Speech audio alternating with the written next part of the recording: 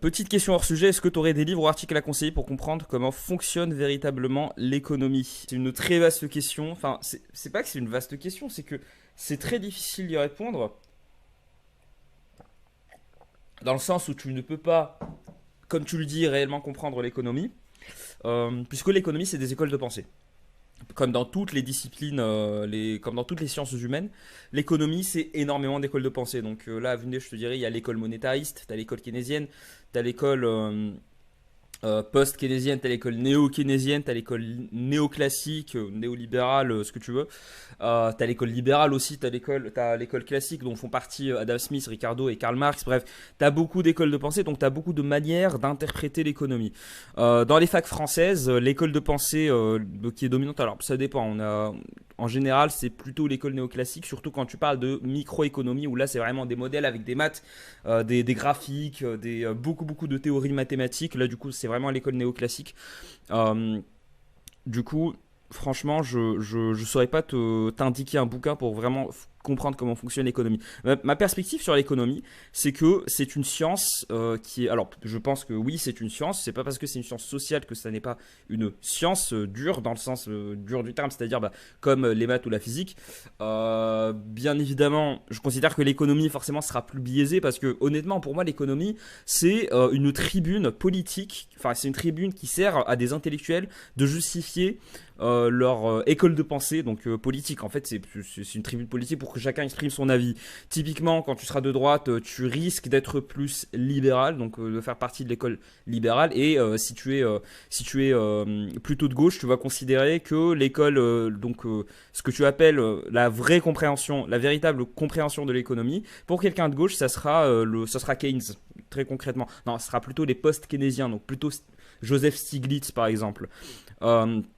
Euh, quelqu'un on va dire de centriste, bon ça dépend, tu vas les piquer, donc il n'y a pas vraiment d'école centriste d'économie, ça n'existe pas, mais si vraiment tu es à l'extrême gauche, bien sûr tu vas considérer que c'est Marx et Engels, donc ce qui fait que tu es dans des écoles de pensée un peu obsolètes. Bref, bah justement, c'est ce que c'est ce que je t'explique, c'est que même moi, j'ai une école de pensée, donc moi, on va dire, l'école de pensée à laquelle j'adhère le plus, c'est celle de Hayek, qui est donc Hayek, il a fondé ce que deviendra plus tard l'école autrichienne d'économie.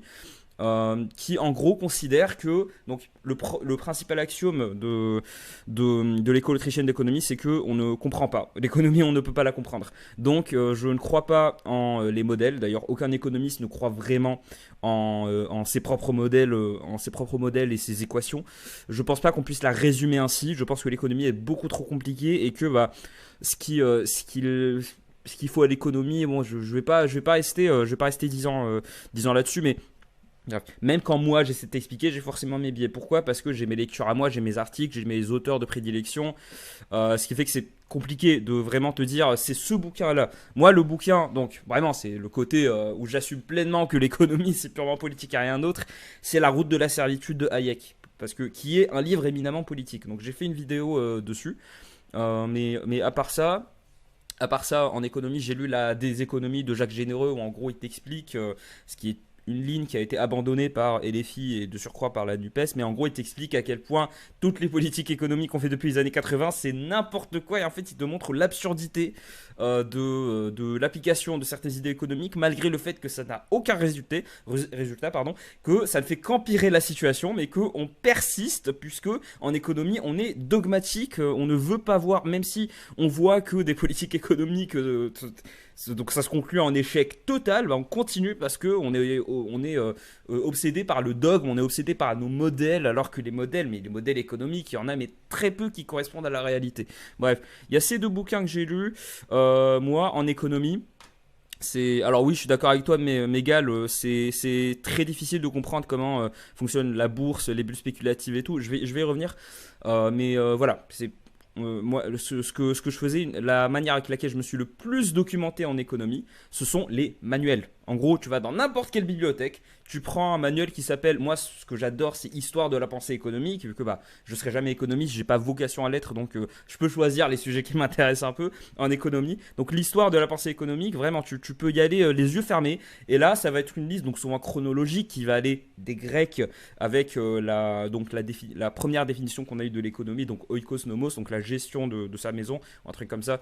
Euh, et ensuite, bah, qui va venir bah, jusqu'à aujourd'hui avec, en France forcément, la dernière référence en date, bah, ça va être Piketty et une économétriste dont je me souviens plus exactement, Esther Duflo. Voilà. Donc voilà, ça sera des Grecs à aujourd'hui et ça t'explique le cheminement de la pensée économique. Surtout, ça t'explique comment, et justement, ça confirme encore plus ce que je dis, ça t'explique comment les écoles de pensée, surtout au XXe siècle, ah non, on va dire à partir du 19e siècle, les écoles de pensée en économie se sont constamment remplacées les unes après les autres. Donc, après la Seconde Guerre mondiale, le dogme économique, c'était le dogme keynésien. Et à partir des années 60, il y avait une nouvelle école qui était l'école de Chicago, qui était l'école néolibérale, qui commençait à se développer dans les universités. Et ce qui se passe quand tu as quelque chose qui se développe suffisamment dans les universités, qui a suffisamment d'adeptes dans les universités, ah bah ça finit par arriver en politique. Et c'est le tournant de la rigueur en France avec Mitterrand, le Margaret Thatcher, je pense qu'elle a été élue en 79 si je ne me trompe pas, et Ronald Reagan, je crois que c'était en 1981. Voilà, pour les dates, tiens à vérifier, c'est pas très important, mais voilà, on a eu dans les années 80 un revirement total où en gros, t'avais Keynes qui te disait que oui, en fait, l'État il faut qu'il agisse dans l'économie pour résorber les crises, comme ce qui s'est passé on va dire, dans la crise des années 30, même si moi je suis pas d'accord. Je pense que ce qui a sauvé de la crise des années 30, c'était malheureusement la Seconde Guerre mondiale. Donc, ça, c'était après la Seconde Guerre mondiale, sauf que bon, il y a eu la crise qui a été plus ou moins accentuée par le choc pétrolier de 73. Il y a eu la crise et la crise économique était vraiment structurelle dans le sens où c'était pas uniquement des difficultés géopolitiques qui causaient des problèmes économiques comme aujourd'hui. Non, c'était vraiment un problème de structure. Donc, les États sont passés à un mode où en gros, libéralisation de tout, on minimise le secteur public alors que jusqu'à ce stade, l'État était vu comme étant un acteur positif dans l'économie. Bref.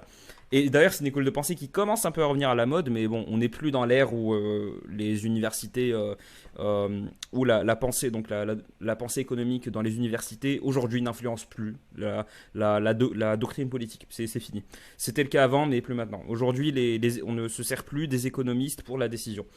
Tu vas te servir de certains économistes vraiment pour te faire des synthèses, ou alors justement, tu vas les ramener en commission à l'Assemblée nationale pour te dire, pour te donner une légitimité, dire regardez, on a utilisé des experts, on a utilisé des économistes, mais sinon on les utilise plus. De toute façon, leur job va être remplacé par l'IA. Aujourd'hui, ce qu'on utilise surtout, c'est des ingénieurs, des mathématiciens, des mecs qui sont vraiment dans le côté technico-technique. Faut voir, les gens que la Banque Centrale Européenne embauche, c'est très rarement des économistes, voire jamais. Où est-ce que j'allais avec tout ça? Donc, ce que je te conseille encore une fois, c'est vraiment d'acheter des. Enfin, t'es pas obligé d'acheter, va juste dans la bibliothèque la plus proche de chez toi, prends un manuel pour t'expliquer l'évolution de la pensée économique. Soit ça, soit la macroéconomie, parce que vraiment, la microéconomie, il faut vraiment. C'est pas qu'il faut s'y connaître, c'est que quand t'es pas un initié, c'est un peu chiant et tu vois pas le but parce que c'est très mathématique, c'est très technique. La macroéconomie, c'est plus intéressant puisque pour quelqu'un qui veut vraiment s'y intéresser comme toi, c'est plus intéressant. Pourquoi? Parce que pourquoi? Parce que tout simplement ça parle de vraiment l'économie à grande échelle, assez peu de modèles et d'équations utilisées par rapport à la microéconomie. Voilà, histoire de la pensée économique. Voilà. Par rapport à la bourse, la bourse, c'est surtout la finance. Dans la finance, tu vas comprendre comment fonctionne une bourse. Mais après, pour les bulles spéculatives, oui, là, c'est quasiment de la macroéconomie, voire de l'économie internationale, qui est une autre branche qui a commencé à se développer assez tard comparé aux autres branches de l'économie.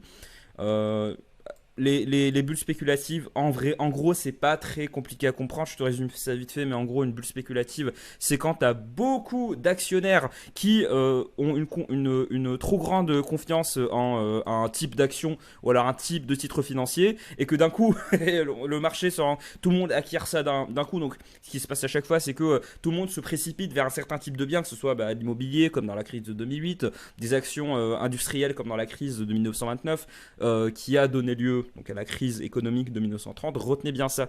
La crise, le krach boursier de 1929 a annoncé la crise économique qui a vraiment commencé à partir des années 1930. La crise n'a pas commencé en 1929. Si tu n'étais pas un actionnaire, que bref, tu n'étais pas dans la finance ou dans le milieu bancaire, 1929 c'était une année normale. Il ne s'est rien passé de grave. À part si tu étais aussi agriculteur. Les agriculteurs, ils ont été très touchés par le krach. Mais sinon, voilà. Les bulles spéculatives, tu les comprends assez facilement. Et en fait, tu n'as pas trop besoin de comprendre comment fonctionne une bulle spéculative, puisque c'est quelque chose qui reste malgré tout assez exogène à l'économie. Une bulle spéculative, c'est-à-dire extérieure. Donc c'est la finance qui va impacter l'économie réelle. Quand tu étudies l'économie, tu t'en fous un peu de comment fonctionne une bulle spéculative, parce que ça relève du domaine de la finance. Voilà.